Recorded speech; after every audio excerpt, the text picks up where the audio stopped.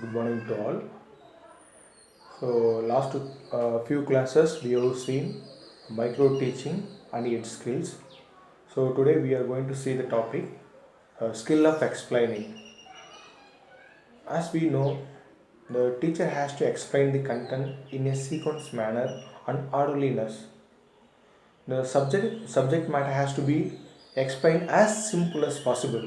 அதாவது பாடப்பொருள் மாணவர்களுக்கு எவ்வளோ எளிமையாக டீச் பண்ண முடியுமோ அவ்வளோ எளிமையாக டீச் பண்ணணும், அவ்வளோ எளிமையாக மாணவர்களுக்கு புரியும்படி இருக்கணும்.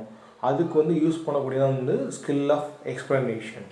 So we have to know, as a teacher we have to know the ability to ask the questions like how, why, what of the concept. ஏன், எதுக்கு, எப்படி அப்படின்னு சொல்லிட்டு கேள்வி கேட்கக்கூடிய திறன். நம்ம பாடத்தை பொறுத்தளவு, நம்ம பாடப்பொருளை பொறுத்தளவு ஏன், எதுக்கு, எப்படி அப்படின்னு சொல்லிட்டு டீச்சர் கேள்வி கேட்கக்கூடிய திறனை வளர்த்துக்கணும் சப்ஜெக்டை பொறுத்தளவு. அடுத்து இந்த ஸ்கில் ஆஃப் எக்ஸ்பிளைனிங்கில் டோட்டலி 5 காம்பனன்ட்ஸ் ஆர் தேர். மொத்தம் 5 காம்பனன்ட்ஸ் இருக்குது. 5 காம்பனன்ட்ஸ் பார்த்தா ஃபஸ்ட்டு ஒன்று என்னென்னா using beginning statement. Last one using concluding statement. நீங்கள் ஈஸியாக ஞாபகம் வச்சுக்கலாம். First one beginning statement, last one concluding statement. Okay, second one என்னென்னா யூஸிங் எக்ஸ்பிளைனிங் லிங்க்ஸை யூஸ் பண்ணி டீச் பண்ணுறது, using explaining links. Third one testing students understanding by questions. Third one testing students understanding by questions. Fourth one questions followed by correct response. Fourth one questions followed by correct response. So these are the 5 components. First one using beginning statement, last one using concluding statement, second one using links, third one testing students understanding, fourth one questions followed by correct response. Now let us see one by one.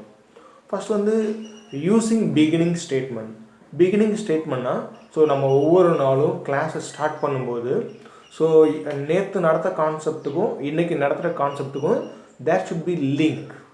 So yesterday we have seen these are the topics, so today we are going to see this topic. அப்படி இன்றைக்கி நம்ம skill of explaining பார்க்க போகிறோம் அப்படின்னு சொல்லிட்டு topic நம்ம என்ன பண்ணோம், இன்ட்ரொடியூஸ் பண்ணுறோம். இந்த இன்ட்ரொடியூஸ் பண்ணுறது யூஸிங் பிகினிங் ஸ்டேட்மெண்ட்.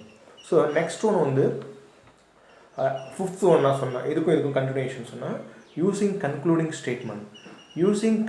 ஸ்டேட்மெண்ட்னா இன்றைக்கி நம்ம 40 மினிட்ஸில் நம்ம என்ன டாபிக் நடத்துகிறோமோ நடத்தி முடித்த கான்செப்டை நம்ம என்ன பண்ணுறோம், கன்க்ளூட் பண்ணி சொல்கிறது, அதாவது கன்சாலிடேட் பண்ணி சொல்கிறது, ஜிஸ்ட் ஆஃப் த டாப்பிக்கை சொல்கிறது. இதுதான் யூஸிங் கன்க்ளூடிங் ஸ்டேட்மெண்ட்.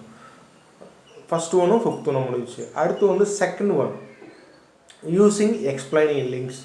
அதாவது வகுப்பறையில் நம்ம ஒரு கான்செப்டை சொல்கிறோம், ஒரு ஸ்டேட்மெண்ட்டை சொல்கிறோம், ஒரு ஸ்டேட்மெண்ட்டுக்கும் அனதர் ஸ்டேட்மெண்ட்டுக்கும் தேர் ஷுட் பி லிங்க்.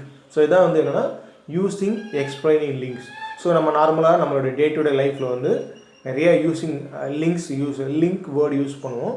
அது after, therefore, because of, as a result of, therefore, hence, consequently, due to, this is how, in order to, because of, the cause of, so that, but, thus, the function of, next, after, through, by, since, before. So இதெல்லாம் some of the linking words. So நம்ம ஒரு ஸ்டேட்மெண்ட்டுக்கும் இன்னொரு ஸ்டேட்மெண்ட்டும் link பண்ணும்போது we use these linking statements. So while explaining the teacher has to link the words, link the sentences, before sentence and later sentences. Okay, அடுத்து third component testing people's understanding. So நம்ம எப்போதுமே பாடம் நடத்தி முடிச்சதுக்கப்புறம் என்ன பண்ணுறோம், students whether they understood the content or not. நாம் நடத்தின பாடப்பகுதியை மாணவர்கள் புரிந்து கொண்டனரா இல்லையா என கண்டறிய. So we have to test now only.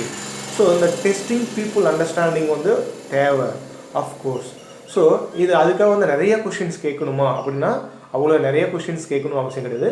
At least நாம் நடத்தின பாடம் பையனுக்கு புரிஞ்சுக்கிட்டாங்களா இல்லையான்னு சொல்லிட்டு செக் பண்ணுறது என்ன பண்ணோன்னா ஒரு 3 to 4 questions கேட்டு நம்ம வந்து whether they follow the content or not அப்படிங்கிறது வந்து தெரிஞ்சுக்க முடியும். ஸோ அடுத்து வந்து questions followed by correct response. Students வந்து அவங்க வந்து நான் ஆஸ் எ டீச்சர் நாம் கொஸ்டின்ஸ் கேட்குறோம். நம்ம கொஸ்டின்ஸ் கேட்கும்போது ஸ்டூடெண்ட்ஸ் வந்து கான்செப்டை புரிஞ்சுக்கிட்டு they used to respond the content. So அப்படி ரெஸ்பாண்ட் பண்ணும்போது so as a teacher we have to accept the response, accept the students response. So அவங்க சொன்ன ஆன்சர் வந்து அக்செப்ட் பண்ணிவிட்டு again we have to say the same answer in order to strengthen their behavior. So இதான் வந்து questions followed by correct response. Okay, so அடுத்து வந்து some of the precautionary measures or some of the precautions for skill of explaining. என்னென்ன precautionary measures நம்ம எடுத்துக்கலாம் அப்படின்னு சொல்லி பார்த்தா, so while explain the content, so we have to use as simple language. So நம்ம எவ்வளோ எளிமையான லாங்குவேஜை யூஸ் பண்ண முடியுமோ அவ்வளோ எளிமையான லாங்குவேஜை யூஸ் பண்ணுவோம். மாணவர்களுக்கு புரியும் வகையில் வந்து நம்ம யூஸ் பண்ணுவோம் லாங்குவேஜ். அடுத்து வந்து நம்ம எக்ஸ்பிளைன் பண்ணுற கண்டென்ட் வந்து it should not be in advised form. அறிவுரை கூறும் வகையில் இருக்கக்கூடாது. எக்ஸ்பிளைன் பண்ணுறேன்னு சொல்லிட்டு வந்து நம்ம அறிவுரை சொல்லக்கூடாது. அறிவுரை சொல்கிறது வேறு, எக்ஸ்ப்ளனேஷன் கொடுக்குறது வேறு. ஸோ எக்ஸ்ப்ளனேஷன் அப்படின்னா வந்து நம்ம சப்ஜெக்ட் மேட்டரை as simple as possible, as simplified ஃபார்மாக கொடுக்குறதுனா எக்ஸ்ப்ளனேஷன். இந்த நம்ம சொல்கிற தாட் ஷுட் பி சீக்வன்ஸ். அது வந்து ஆர்டர்லினஸாகவும் சீக்வன்ஷியலாகவும் இருக்கணும். irrelevant things should not be included in the context. தேவையில்லாத விஷயத்தில் வந்து நம்ம இன்க்ளூட் பண்ணக்கூடாது. எல்லாத்தையும் தாண்டி ரொம்ப முக்கியமான விஷயம், while explaining we have to consider the age, experience and mental level of the learner. எந்த கிளாஸ் பையனுக்கு டீச் பண்ணுறோம், எந்த ஏஜ் லெவல் பையனுக்கு டீச் பண்ணுறோம், அவங்களுடைய எக்ஸ்பீரியன்ஸ் என்ன, அவங்களோட மென்டல் மெச்சூரிட்டி எந்த அளவுக்கு இருக்குது, இதெல்லாம் மைண்டில் வச்சுட்டு we have to explain the content. So today we have seen skill of explaining. As a teacher we have to know how to explain the content in such a way. So explaining skill வந்து ரொம்ப அவசியமான ஒன்று, irrespective of the subject. இது தமிழாக இருக்கலாம், இங்கிலீஷாக இருக்கலாம், மேத்தமெட்டிக்ஸாக இருக்கலாம், சயின்ஸாக இருக்கலாம், சோசியல் சயின்ஸாக இருக்கலாம். எல்லா சப்ஜெக்ட் டீச்சர்ஸ் வந்து they would explain the content in proper way. Okay, so let me conclude. So today we have seen skill of explaining. In skill of explaining there are 5 components, namely skill of beginning statement, final one வந்து skill of concluding statement, அடுத்து using links, அடுத்து questions to be asked whether they understood the content, அதாவது testing students understanding by questions, அடுத்து வந்து questions followed by correct response. So these are the 5 components. I hope you understood the content skill of explanation. Thank you students. Thank you.